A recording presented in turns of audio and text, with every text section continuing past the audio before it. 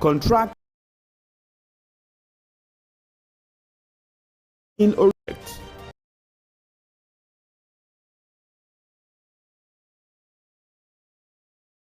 And countries bid to join European Union.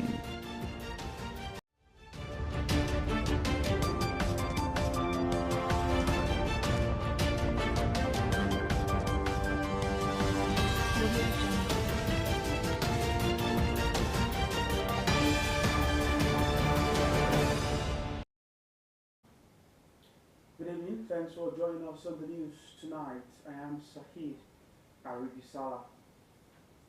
We begin the news tonight with more tributes for late Oluwarotimi Akeredolu. Impressed by his stance on national matters and security of the people, tributes continue to pour in for former governor of Ondo State Oluwarotimi Akeredolu, who passed away on the 26th of December 2023. The senior advocate of Nigeria occupied several leadership positions in the course of his life, bringing about positive changes in several areas. Notable among the areas is how Akeredolu fought for the establishment of the Western Nigeria Security Network, also known as Amotekun, a security outfit formed to work hand in hand with the police and other security agencies in tackling security challenges in the southwest. Omar Olaguji reports. On the 9th of January 2020, the Southwest Governors Forum, a committee that was chaired by the late Oluwarotimi Akeredolu, founded the security network codenamed Operation Amotekun, established to combat as well as curb insecurity in the region. The 6 governors who make up the forum made this decision at the Regional Security Summit held in Ibadan, Oyo State. On the service of our people. I launch it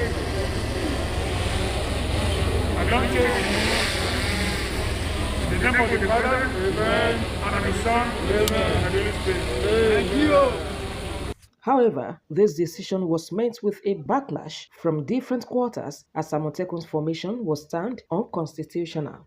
The federal government, after the establishment of the security outfit through the then Attorney General of the Federation, Abubakar Malami, declared that Operation Amotekun was illegal, asserting that it did not have the support of the Nigerian Constitution. The Nigerian police also issued a warning stating that they would apprehend any member of the group found in possession of firearms. Akeredolu was vocal about the necessity of the security agency, insisting that the constitution did not prohibit the governors from running Amotekun. The late governor spoke confidently at the security network, saying the initiative would never fail. At the regional level, we serve as effective complement to the security architecture that may be put in place by the federal government in future. The protection of our people is paramount, and all governors of our region are united in the resolve to put everything, including our God-given talents, to ensure that there is peace and security in Southwest. He noted that the states had thoroughly trained their operations to deliver appropriately in tackling security challenges in the Southwest. In a country where state and regional policing had been termed unconstitutional, Akeredolu stood his ground and championed the establishment of Amotekun to address the security challenges in Southwest states. These efforts have not gone unnoticed, as Nigerians poured encomiums on the late governor for his doggedness in ensuring that Amotekun stood. He stood by our people and he constituted the Amotekun Corps. He gave leadership to the entire southwest of Nigeria in warding off the marauders that came to invade our farmlands with their cattle. He's a man that we can never forget in the history of Ondo State. He fought for southwest Nigeria. He fought for the security of the Yoruba nation. The love he asked for the masses of Ondo State cannot be overemphasized. He did so well. He did greatly. Most especially the Amotekun, or the security engineering and architecture of Ondo State that has placed Ondo State to become a very peaceful state in the Committee of States in the Federation. If Akedi is alive today, by the time you talk about creation of state police, Aketi will be in the front. Aketi defends the masses. Aketi is the fighter of oppressor. Following Akeredolu's passing, concerned Nigerians have appealed to governors in the southwest to sustain Amotekun in order to immortalize the late sage and ensure that his efforts are not in vain. Omoriola Humbiji, Osrc News. Burial activities for former Governor Oluwarotimi Akeredolu, which commenced last Thursday, continue tomorrow with the last lap of the event. The Anglican Cathedral of St. Andrew's Church in Molawa will host the burial Thanksgiving service. Family, friends, and representatives of Ondo State government are expected at the service from 10 in the morning. The contractor handling Orita Bele Okeodu Road construction has given assurance of speedy completion of the road. Osrc's visits to the site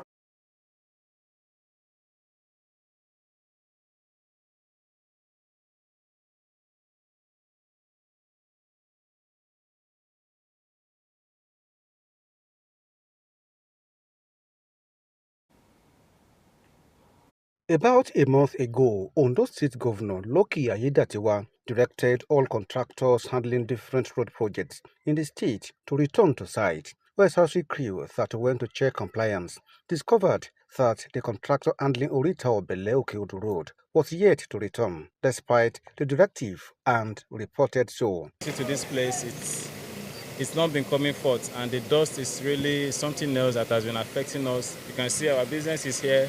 You know, there are a lot of things we need to achieve that we could not achieve. As it is last year, they have abandoned the road. Now, the contractor is back on the road and works are ongoing. As at the time of filing this report, priming of the road was underway. Site engineer Kolawole Ogunbadejo said the work has reached 80% completion.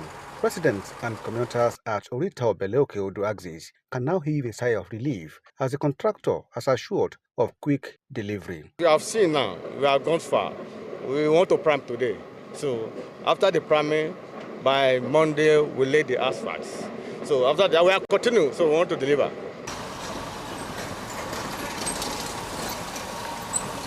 The story was not the same at Alibaka Extension Phase 3, whose residents are counting their losses, as the contractor handling the road project seems to have left them to their fate. When the new governor came, he instructed that contractors should go back to site. But unfortunately, our own contractor has not returned to site. And with only one rain, this rain has become unusable, waterlogged, so much that for the past 5 days now, people have not been able to come out of their houses. This road, is, as you can see, is deserted, completely unmotorable. Nobody can use it again. Our cars and our houses now, we can't even come. They appealed for government intervention. They started very well. We thank them, and we are very grateful. But now, as it is now, we are not happy as it is. But this our road is terrible. In fact, we have not been able to, since the rain started, we have not been able to pass this road. We will park our cars and go and be taking Okada. Before we will even get the Okada, we have to trek a long distance before we will be able to get Okada that will even take us to the town. So the situation is so pathetic. We want to beg government to come to our aid and make it usable for us. Residents of Orita Obele Estate, Alagbado, Olokwe and Ishinibo have also appealed to government to come to their aid over the bad state of road in the areas. Orita Obele la wa yo estate kò dá rárá kí ìjọba wa bá wa dá sí o kó bá wa ṣọ̀nà wa o kó wà okay o. Accident kan ṣẹlẹ̀ every day ni wọ́n ṣubú. They said the situation comes with different attendant negative effect on their livelihood.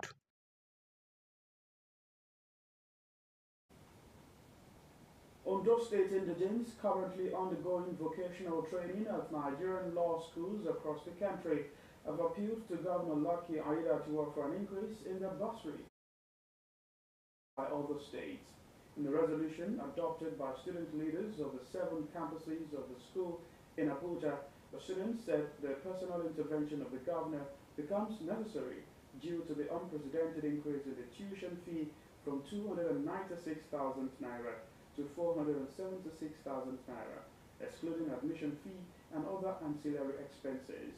The students said the urgent intervention will halt the noticeable large-scale dropout of law school students and encourage others yet to resume 1 month after official resumption due to inability to pay their school fees.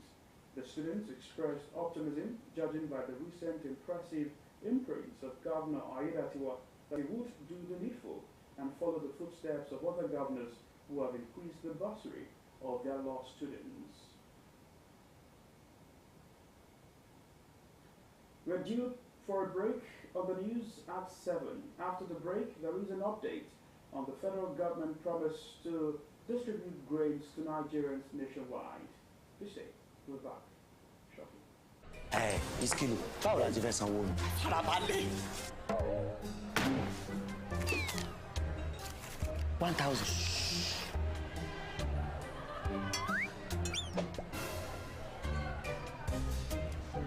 We go wash plate tire o. Farabalẹ̀ now.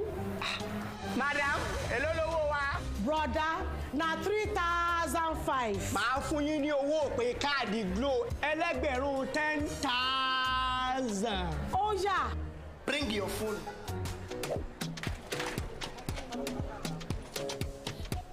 Ha! 10,000. 1,000 naira credit. Now you dey turn to 10,000. No.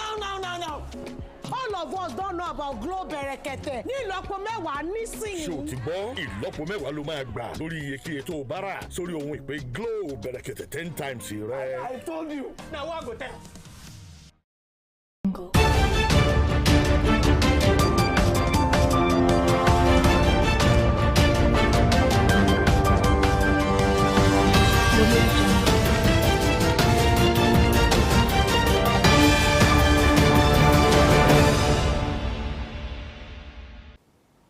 Thanks for rejoining us at Still the News at 7. You can watch us live on our website, www.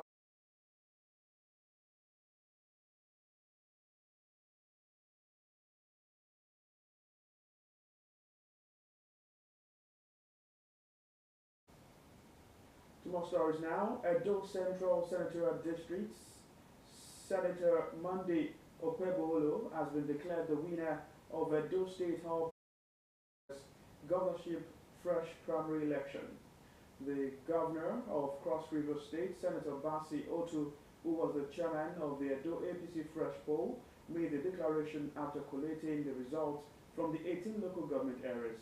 Returning officers that conducted the poll in the 192 wards of the state. Okpebolo polled 12,433 votes to defeat the representative of Ovia constituency in the House of Representatives, Dennis Idaposa, who scored 6,541 votes. The National Working Committee of the party ordered a fresh election on Thursday after the one held on Saturday was cancelled after 3 aspirants claimed victory after the exercise. Senator Okpebolo commended his supporters for the nomination while calling on party members to work hard to ensure that APC was voted into power in September. Former Governor of Ekiti State, Kayode Fayemi, has criticized Adams Oshiomhole for attempting to impose a governorship candidate on the All Progressives Congress (APC) in Edo. Fayemi accused Oshiomhole, a senator and former national chairman of the party, of playing a disruptive role during the February 17, 2024 governorship primary election in the state. Fayemi said Oshiomhole ousted Godwin Obaseki, the governor of Edo, from the party during the build-up to the 2020 governorship poll in the state. According to the former Ekiti governor, Oshiomhole, instead of trying to impose a candidate, Fayemi commended the national leadership of the party for rescheduling the primary election. So Bayelsa now, Bayelsa State Governor Doye Diri and his deputy Lawrence Kapo are expected to open their defense next week before the state governorship tribunal sitting in Abuja. The All Progressives Congress and its candidate in the governorship election, Timipre Silva, are challenging the re-election of the governor and his deputy. The Independent National Electoral Commission have declared Diri the winner of the election. defeating his closest rival, Silva of the APC.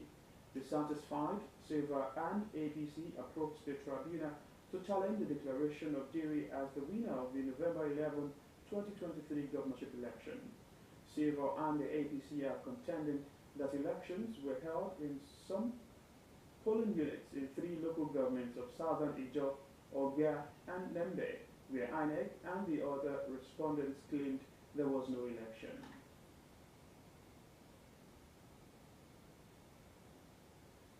The presidency has revealed that the 42,000 metric tons of grains it promised for nationwide release 2 weeks ago have been backed for distribution. It added that the remaining 60,000 metric tons of grains would be purchased from the Rice Millers Association of Nigeria.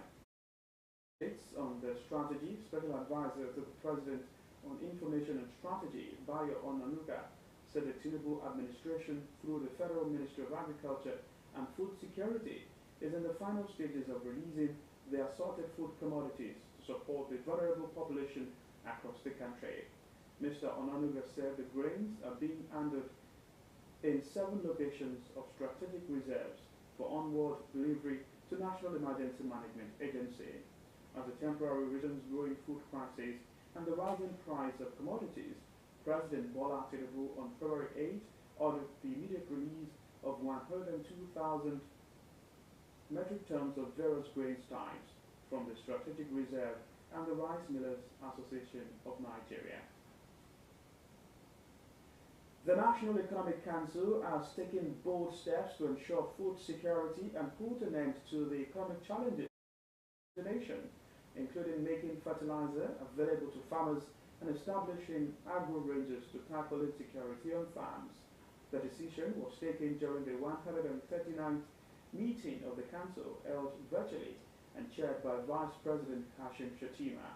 This comes just as the Vice President said, with collective efforts in developing a clear and actionable roadmap through short-term, medium and long-term strategies, Nigeria will overcome its economic challenges in the country.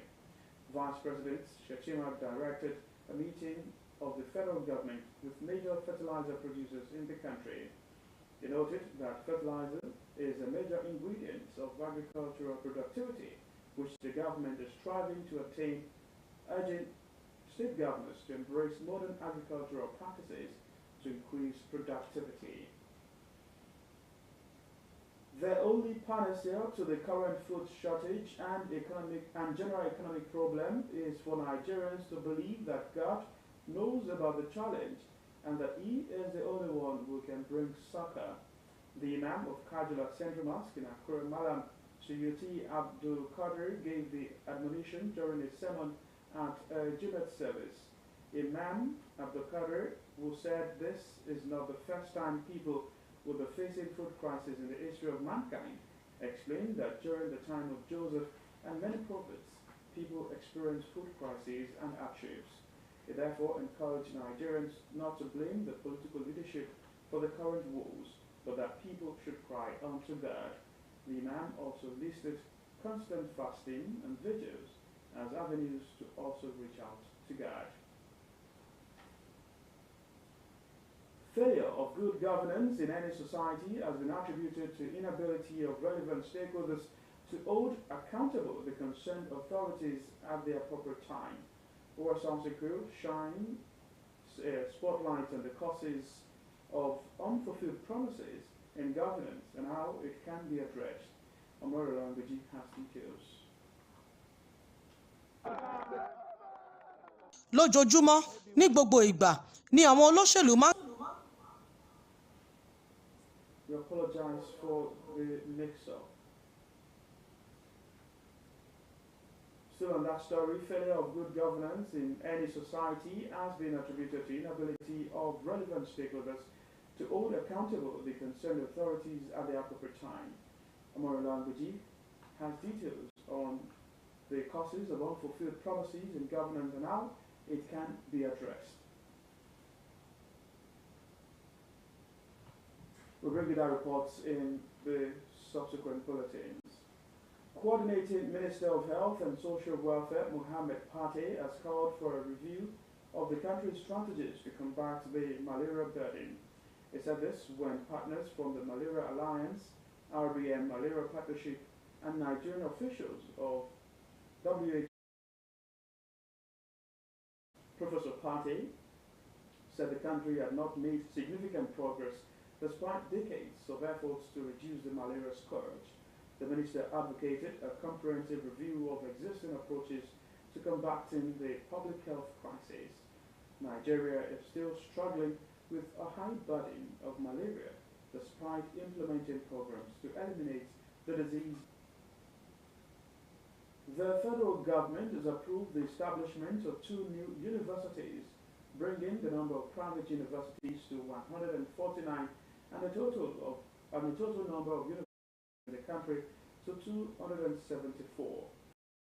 Those are Lighthouse University in Edo State and the African School of Economics, Federal Capital Territory, FCT Abuja. Speaking at the presentation of provisional licenses to the 2 universities in Abuja, Minister of Education Tahir Maman said the 2 universities were approved by President Bola Tinubu at the Federal Executive Council meeting. Professor Maman said a substantive license will be issued to the universities 3 years after the probation if they meet the requirements of quality assurance. He wants that the provisional licenses may be withdrawn after 3 years probation if they fail to meet the full requirements. The British High Commission in Nigeria has welcomed 178 international scholars and fellows who recently completed their studies through the Chevening and Commonwealth United Kingdom scholarships, pursuing a wide range of master's degrees, fellowships and PhD programs. Deputy High Commissioner Johnny Baxter, who hosted the newly returned Nigerian scholars and fellows in Lagos, congratulated and urged them to uphold the values of Nigeria and the UK. According to the Public Diplomacy Officer of British High Commission in Abuja, Atinuke Akande Alebe, Chevening and Commonwealth scholarships are awarded to individuals who demonstrate intellectual ability, leadership potential, and the commitment to the development of their home country. The Chevening Scholarship, which celebrated its 40th anniversary last year, has over the past 40 years granted 1,500 Nigerian scholarships to study in the UK. The foreign scene now, Serbia hopes to join the European Union. Before it does that, Serbia must aim to process over 90% of its urban wastewater. Meeting this and other environmental standards will cost Serbia around 15 billion euros. Akintobi Akishamola has more. This foul-smelling stream spews sewage directly into the Sava River next to a block of new high-rises in Belgrade's upscale waterfront neighborhood. It's one of many outlets polluting the city's waters. Some residents who own floating homes on the river say they fear to swim there, while anglers claim fish stocks are depleting. The problem caused by lack of treatment plants contribute to the city's reputation as one of the worst polluters in Europe. It also further complicates Serbia's bid to join the European Union, which experts say demand far stricter standards than those enforced in Belgrade and across the Balkans. Serbia's capital is famous for its air pollution caused by coal plants and old cars. But the trouble does not end there. Serbia dumps enough untreated sewage each year to fill 60,000 Olympic swimming pools, according to government data. Before it joins the EU, Serbia must aim to process over 90% of urban wastewater. The figure is currently 15%. Konstantin Iljević is a chemistry lecturer at Belgrade University. Pa to je poprilično ozbiljan problem, zato što ne samo da se naše fekalne vode ispuštaju neprerađene, nego mi imamo problem i sa poljoprivredom, rudarstvom i tako dalje. Ono što je srećna okolnost je što su recimo Dunav, Sava, velike reke koje također imaju značajan puferski kapacitet pa su u stanju da razblaže značajno to zagađenje. S druge strane, neke druge manje reke su pod ozbiljnim pritiskom i izuzetno zagađene.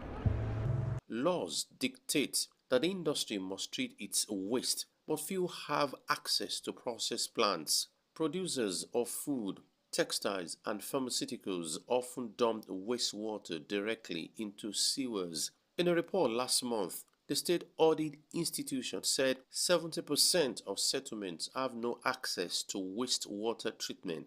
Out of 9 wastewater projects due in 2023, 6 were behind schedule, according to the State Audit Report. Government officials say meeting the necessary environmental standards will cost Serbia around 15 billion euros. Serbia's government has until 2040 to build treatment plants for towns and cities, and it says it's on the track with over 4.3